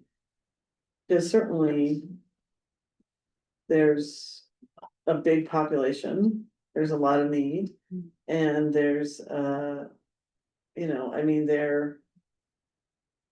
Dr. Cog is very, good about getting, stuff out to folks, right? I mean, Mhm. they're very well resourced in those areas, right, with staff and things like that. So that's, I guess, what surprised me is that there weren't that, especially in an environment where there are there's shrinking dollars available for transportation. I mean, certainly we had more asks than we had money for, but at the same time, there weren't, 100 applications. Yeah, and I will note that some of the stuff in regards to the shrinking transportation dollars came during the middle of this or towards the end of That's this true. grant program. So we've had the applications open since, what was it, November 1st? So it's been a while on there, Yeah. put in there, but they did have until April 30th. Right, by April 30th, it was quite clear, even before that, then. Yes, that, I don't know, well, just that part was just a little surprising to me. I thought there might be more applications. yeah, and Commissioner Wheeler, none from Arapahoe County or any locality within Arapahoe County. So that may be something that we'll want to consider for the next round. We did do the webinar, we reached out, we had the press release, we did reach out, talk at the Dr. Cog TAC meetings, of course, and mentioned this, I mentioned it at the board of directors meeting. As well, that the applications out there for that piece, so it was a little surprising we didn't get anything really south of Colfax, honestly. Yeah. That's true. I was, I have to say, I'm a little disheartened that we did not see more grassroots applications, community applications. There seems to be a lot of governmental requests. And I thought maybe that the larger grants would be a good fit for some of these, whereas, I mean, but what do you do? I mean, you do your best to communicate, do your best to promote, but I had really hoped to get more community involvement, whether they're nonprofits or something, and, because I really believe that community recognition and community communication probably make the most impact. Yeah, and I'm hoping so that a lot of these projects, just based on the application they presented, that we're able to talk with some of those community groups. Now, I do know that certain nonprofits and community groups wouldn't be eligible entities under the statute. So that may have been some of the partial of the difficulty, but some of the pieces that we have out there, there may have been they have a page or so there may have been stuff that has been long in the process and certain communities have been working on trying to get to it, but they just didn't have the money and previously to get that. So yeah, it would have been nice to see some of that stuff, but I think it'll be more difficult for, a grassroots group to get those funds just based off of the limitations that are within statute. It would have been nice to see these governmental agencies. That part. Yeah, to That part. connect with these grassroots, That more part. community projects. Mhm. And it just doesn't seem, it seems, I mean, I'm not downing anything, Yeah. I have my clear ideas about some of these, but we had talked about not taking funding from one project to do this, and I know it's hard all over the place right now, so I'm not making any judgment, but there again, these are decisions by governmental entities that the residents probably have no idea of an impact. And if you're talking about changing air pollution and climate, it's behavior. And it takes community to understand that and change behavior to really make impact. And I just wonder if there was any invitation to connect with residents to apply for some of these funds. So one of the things, and I can't speak to every application, but one of the things that we put into the application that we push hard for is a part of some of those transportation plans, because a lot of those plans, I know I'm speaking from the state piece because that's the one I know, and MPO plans. There is a required outreach piece.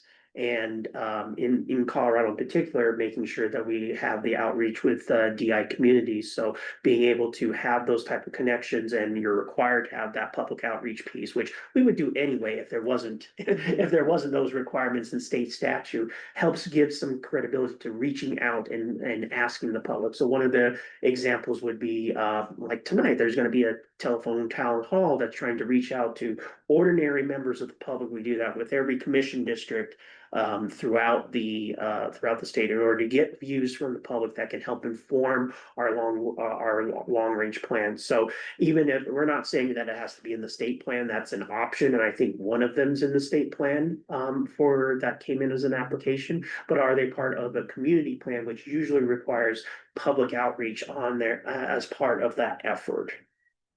Yeah. So I don't know if that helps with that, with your For question. like projects that are in the North Front Range NPO, for example, we have like a mobility committee. And they, our NPO staff meets with them, and they include, people that are concerned about, transportation for people who are disabled and other nonprofits and are part of that group and stuff. And so that's like ongoing outreach, like it's monthly meetings that the NPO staff does with that group to really hear about needs that they have. So I can't speak to Dr. Cog, but I do think, I'm sure that they do that, even, maybe even more so. So that's an element where those programs get, that they get feedback. We also have a consumer kind of group too, that people can join at the NPO level too, that's separate from that mobility group. But I think that's always a challenge, and I'm wondering, when we think about having another cycle, maybe in 2 to 3 years, is there kind of, so I guess some, like, do people get feedback if they didn't get picked or something like Yes. that? Okay, so that's good. But I wonder if there's some kind of, educational or, sort of informational kind of thing that we could do to say, this is what we're really looking for, with regards, and here's some projects that have been funded in the past, and here's some samples of projects that, I know we could weight the DI part higher too, but I think it's getting those applications in, right, is in the first place. And so how do we facilitate that? We had the application in Spanish, we tried to think of good ways to try to get, a wide variety of applications. I don't think this is a disappointing list. But I think about the Fort Collins project on Taft Hill, like there's a affordable housing unit right there. There's a mobile home park, and there's a habitat community right there. That there has been outreach on that project. I only know that because, I live like a couple miles from there, but, so that may be the case in some of these, more, and we may, want to tweak the application too, to say, give us an example, what was, what group did you meet with? What nonprofit did you reach out to? But let's think about it, because I'm hearing what you're saying, Director Smee, and I think it's really valid, and so. And I think that there's ways that we can. Cause I just have to wonder, how, if some of these projects that I'm aware of, have been in the planning for a long time, and not that they're not worthy and they don't meet a criteria, but were they funded before? Did they already have appropriated funds? If they started this project 4 years ago. And so, I think, our idea was to put money into hands of more like to instigate more creative ideas, to really, I know that's a tall order, but You know, I just have to admit, I'm kind of bothered right now a little bit about that. It has nothing to do with the staff or anything, but you know, these entities certainly had the welcome to apply for this and the ability, but I guess I don't, yeah, I'm just juggling with that right now. Sure, no, Yeah. So, and one of and we can definitely take a look at, especially when we go to the next cycle.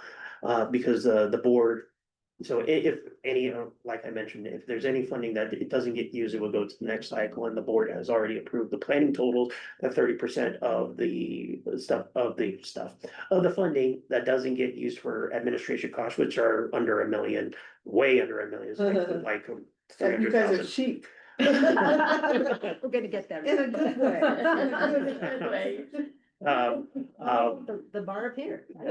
So 30% of that funding would go to the next cycle of that, and we'll be continuing to look at that, when the board continues to meet to see when would be the appropriate time, knowing that we took all of the funding that came in 22, 23, and I believe 24, that was for programming, put it into this programming, but that doesn't necessarily mean that these community groups can't partner with a local agency, because I think one of the main issues, and I think this was a conversation we had a couple years ago with Kathy Young that was here, was that requirement that you have to be an eligible entity as defined by the CMAQ rules, because that's what it refers to in state statute, which makes it a little bit difficult from anybody just getting into funding. So usually you have to, now there are certain areas such as the RAC and Downtown Denver Partnership who are eligible to do that. And I don't know if those were the groups that you were thinking of, but certain areas could partner with that. And we can always tweak the application based on the board's adjustment for future as well. Yeah, and I think you've said it a couple times in a nice way. I think like a neighborhood group is statutorily prohibited from being eligible for these funds. But what I think is what we want to focus on for next time is a little more. Maybe there's a section of the application to ask, who did you meet with? You know, Yes. we'll give you extra points if you've partnered with the local group, which is something maybe we didn't think of before, but would be an enhancement that would, you know, if they want to get funded, they better go talk to a community group and, you know, get their support as well, and then that might be helpful. Because that is an interesting thing, like we had a project in Fort Collins where we were going to build some sidewalks in a lower income community, and we were like, oh, we know where folks want sidewalks, and we're gonna put the sidewalks here, and then we met with the groups and we They don't don't want want- sidewalks, we want sidewalks, we want sidewalks for our kids to get to the park. Yeah. We don't care about the place that you're building the sidewalks. This is where we want the sidewalks. This is where we feel the safety is in our community. And that's what, and so we were able to, you know, we hadn't started the project, but that's why that piece is important. Because you just, unless you ask and really talk to people, you just don't know. I mean, you know that it's lowering emissions. I mean, that's pretty cut and dry. I mean, is it in a DI community? Yes. Is it the best use and the thing that DI community would want the most? I think that's where that question comes in, right? And it's so, but I think, yeah, maybe the application says, hey, you know, just because you're near a DI community doesn't mean you talk to them. Or ask them, is it where they want the sidewalk or the bike path or the, you know, roundabout or whatever. Oh, go ahead. I'm gonna bring up I some. really appreciate you, Stacy, for bringing up this conversation, because I forgot about that part of it. So I guess my first question is, when is the next grant cycle? Are we years out again? It sounds like at least a couple. It would probably be a couple of years, but it would depend on how much funding would come in. Oh, God. So it would be up to the board to decide when the next one would come out on here. We identify as North Front Range in Adams County. Denver Metro, and it benefits us. I mean, we're like in that really weird, Yeah. weird zone of who are we? We don't want to be Denver. So looking at this, I'm not the DRCOG rep anymore. I haven't been since I've been a commissioner. I was on city council. Is that agencies' boundaries have grown so large. I mean, it goes up to, I think, Central City, and then you said, I don't know, was it Meade or Estes? One of them was also in the Dr. Mead is for sure, Boulder, I yeah. mean, that just sounds, when you're in like Adams County, and I know people in Denver are like, wow, that Adams County, they're like on the moon. I mean, we think that Meade is like in a different solar system, so, just really disappointing, being a majority minority county in Adams County that none of these cities submitted, right? Right. Besides City of Thornton, who's well-staffed and well-informed, Adams County is well-staffed. Not surprised to see them on the list, but you know, we have City of Brighton, we have Commerce City, we have plenty of community groups that partner with Commerce City on different air quality situations. I don't know what category they fall under, but I feel like there needs to be outreach done, and I did write a couple of notes to myself to do that. And was trying to bring up an application on here. So the Greeley Mobility Hub connected one is the one I picked out on here. So they have an extensive attachment on what they did for the outreach of that, which is going back to their plan on there. So with the high level overviews on here, maybe they have more pieces that we couldn't fit on the slide without Sure, all yeah. attached that may be able to help explain on some of this stuff, which include some long-term scenarios, reaching out with community groups, working with school districts, developing a steering committee, envisioning exercising with a series of 10 questions arranged on modal challenges to larger overarching questions about mobility in the Greeley area. They had through September and October of 2024, focused more heavily on in-person engagement, including 5 pop-up events, flyer distribution, a second steering committee, a meeting with the Weld County Mobility Committee, updates to City Council, project-specific website, survey, social media surveys, and so on and so forth. So that may be some items on it. Go ahead. We did have a group along Colorado 7 that goes from Boulder out to Brighton Yeah. on our webinar, and they had made several phone calls with me directly, Yeah. That's and I never got crazy. even a draft application from them, which was surprising. But Yeah, they 'cause that's were Brighton very and Boulder. involved early on. And the only other thing to tag on to Darius's piece, some of these applications that the staff did recommend, they had letters of recommendation from like superintendents, from principals, from community members. So some of the mayors, so some of them did get those recommendation letters from community members also to support this application. So I would be interested to know where they have these community meetings, where is the location? Because I'll tell you, for Greeley, it will make a difference. Yeah. Where if you have something on the east side or the west side. Socioeconomic differences, yeah, you know, And so maybe, you know, that looks like, for the next, we have a couple of years till the next cycle, so we have some time to really create some awareness around this program and the benefits from it, and to maybe even show some of the projects that are underway.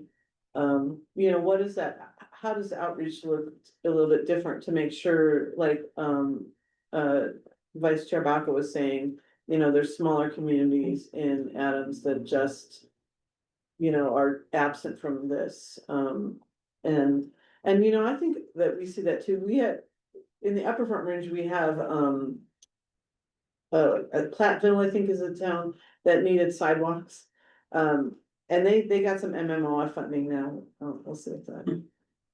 I don't know, fingers crossed on that one, but it was such a neat project of sidewalks, and the sidewalk conditions in that small town were so bad, and you know, there's economic need and there's all this, and it was, I was like, wow, I really love this project. Like, there were some potential flaws with the application itself, but there again, these small communities don't have grant writers and that kind of stuff. And so, you know, it was so fun to see a project like that come forward from a small community that where there was that clear need. And it felt good, because that's the work we want to do, right? Is like invest in communities where they just don't have any kind of funds to make these projects come forward.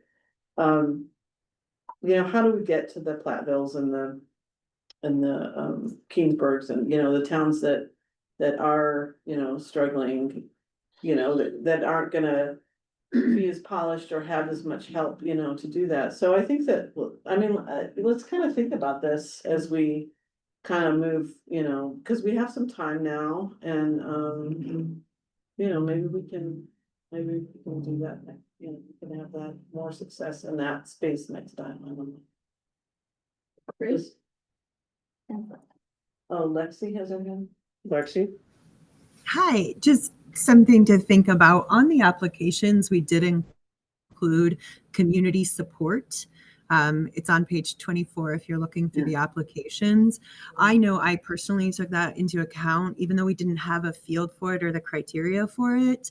In regards to, as I was scoring, I kind of lumped that into application quality. So it might be something as simple as adding community support to our evaluation criteria. And if it's super important to the board, instead of maybe giving it a score value of 5, maybe we give it a higher score value. So we know that these entities are engaging their communities and they're listing out what meetings they did and where they were at and which groups they worked with. So maybe something to think about as we redesign the NOFO and the application. Good to know that was in there. I missed that. Yeah. Yes, thank you. But do we define, I'm sorry, Lexi, this is just talking. Yes, of course. This is Director Suniga. Do we define what community support is? I mean, do we say that, I doubt that we did, and that's not your fault. We did not direct anybody to do that, but in hindsight, did we say, did they reach out to these communities that are DI? So the way the question is kind of phrased on the application, it just asks the entities, are there community plans that played a role in the creation of the project? And then we ask them to describe how the community was engaged, to inform them of the location, the design, the goal of the project, etc. So it was more just kind of an open-ended informational question. I think if we made it more of an evaluation criteria, then we could really direct those questions. How often, how many meetings did you have? Where were they located? And kind of have them flush that out and then rank them or rate that on our final criteria. So I think we will note that we did put in the state statute that has the official definition of the DI communities in there as well as part of it, and the connection to the EnviroScreen tool to help them identify that as well. So, And I just want for the record, Director Wheeler's comment, Chair Stevens, I totally agree. She's asking if we're mandating, are we out of bounds to mandate community meetings or partnerships for qualifying? I think we have to mandate, we can certainly rank it higher if they do that. I think we can Make it a part of the scoring system. yes. Yeah, we can definitely. Yeah, I'm really getting a lot out of this conversation, especially because there's one application that I'm struggling with. And as we're looking at the DI answer, was outreach done to engage this community? And the answer is yes. We met with property owners along this avenue. And so when you think about property owners, are those in DI community? Are DI communities actually the ones who are providing the input, or is it those who are going to continue to benefit and not necessarily be part of this? And then the same application is like, how does this improve economic opportunities? And it's, well, local businesses will continue to benefit from this, and that's great. And yet our DI communities, the ones who own the businesses, because my sense is they're the ones who are staffing the business, not necessarily. Which application is that? It's the Estes Park. Okay. And I think part of it is just because of the amount and truly, Sure, is it yeah. actually benefiting? Is the intent of this enterprise, are these the best use of funds? Sure.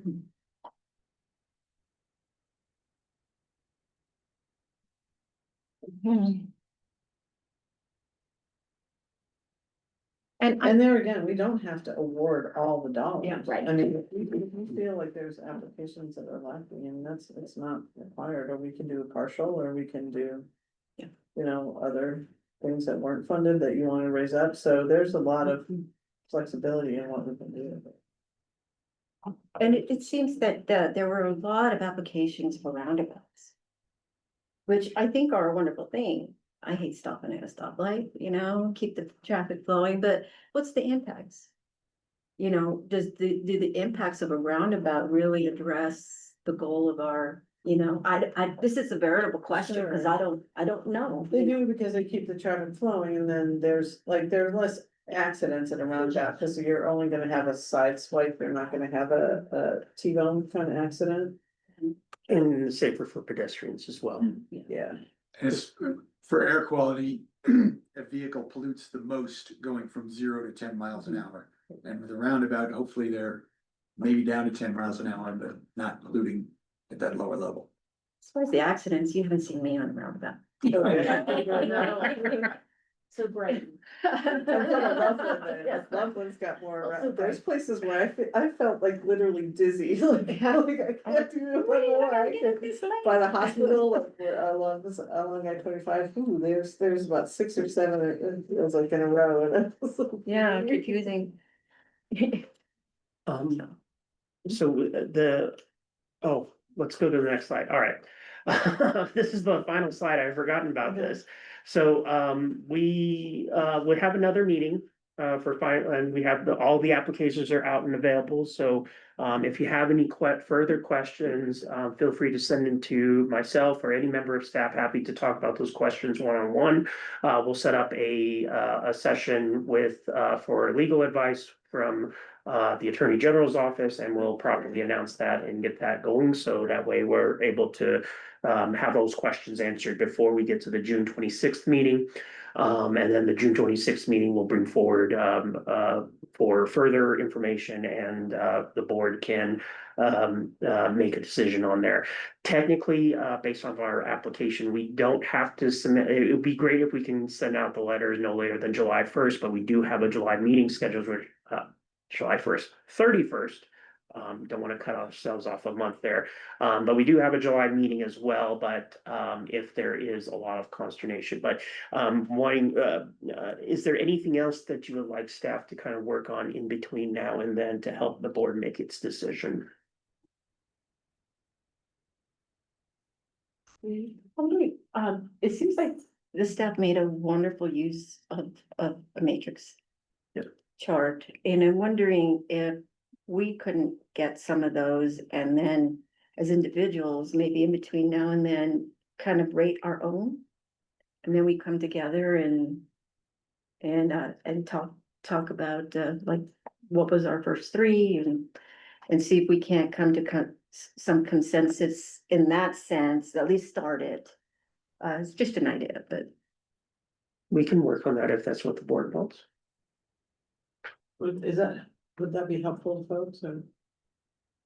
or do you know who you're funding? That would be helpful to me. And so I appreciate all that you're saying, Director Saniga. So it would be helpful to me. And I'm wondering about an opportunity the grants are in, and you all have worked very hard to give us recommendations. Is there an opportunity for any go backs for further clarity against any of these grants? What do I want to know? Maybe not down to the did you host community meetings, but maybe, I'm just trying to figure out, because this was my concern from the jump, is that well-funded entities would get out front and kind of, put their package together, and that the funds were intended for, at least in the disproportionately impacted communities, wouldn't even know there was a TEEP. Everyone else was, and I'm kind of irritated with my own community, because I did take it to our Board of Commissioners and tried to even make it a campaign issue for those who were running, that this opportunity was coming down the pike, and how do you plan to coordinate or connect with community? And this would be, I guess, southern Adams County, right? Just north of Colfax, Adams County, Aurora. And to know that, that these areas weren't even I don't believe communicated with. Now, after this call, I'm going to be reaching out to some folks and asking what the hell happened, frankly. Because because I'm feeling some kind of way. And so and that's how you know is that I'm uncharacteristically quiet. When I'm feeling some kind of way, I'm uncharacteristically quiet. And so, but I will be, I'm just wondering if there's an opportunity to go back and ask some of these questions as we are doing sort of our review and not rework per se. I don't believe the director is proposing rework.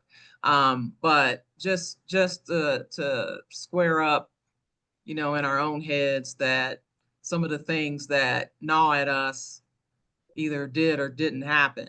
And so at least for me, that's what would make this opportunity useful. Because yes, I like it. Board scorecards, I like it. And then we go from there. You know, we get this legal opinion. Because I was asked, you know, I'm feeling some kind of way. I'm gonna leave it at that. I'll take my seat. Thanks. I don't think we can necessarily go, it would have to be with the applications that are already in.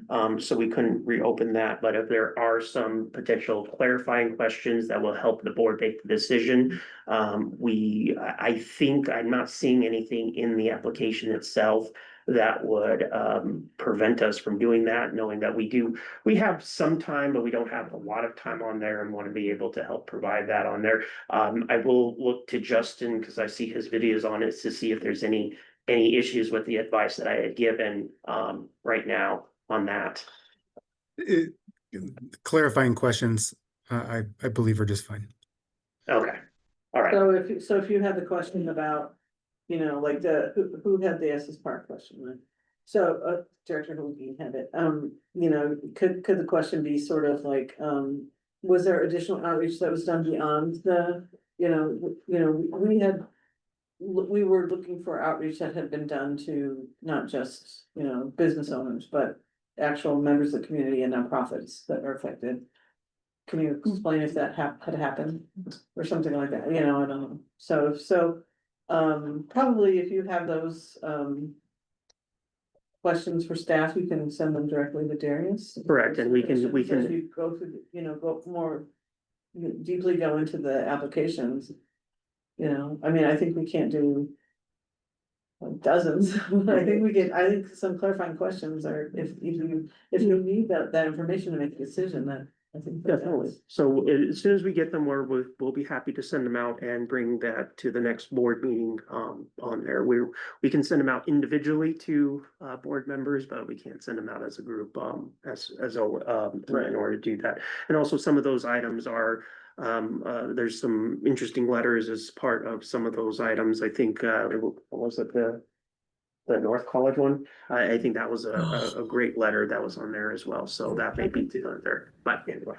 I just want to go for the sake, because I know staff is on a call, staff is in this room, and I greatly appreciate all the work you did.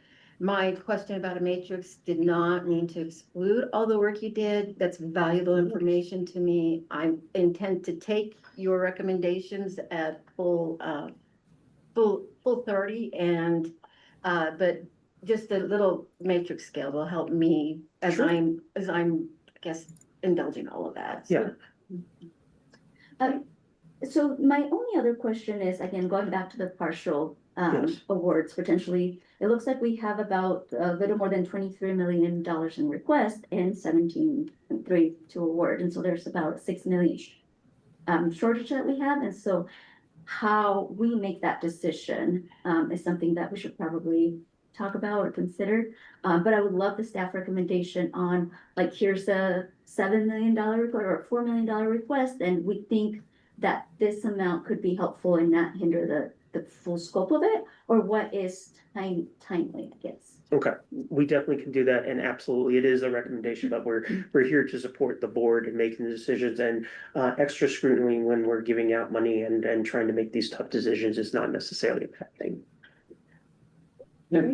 If I could suggest, if we do for directors that want to do a matrix and kind of review each application, I wonder if we can set some kind of timeline for before the next meeting to send it to staff so they can go through it, because I think we could probably spend 6 months Yeah. if we each talk about each individual Sure. project and what we thought. I think we'd Yeah. never, we'd Yeah. never get done.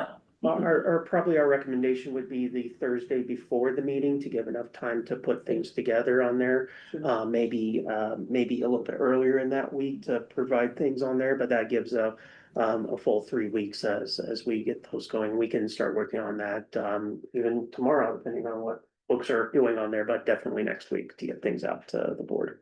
Good. All right. Okay, anything else before we adjourn?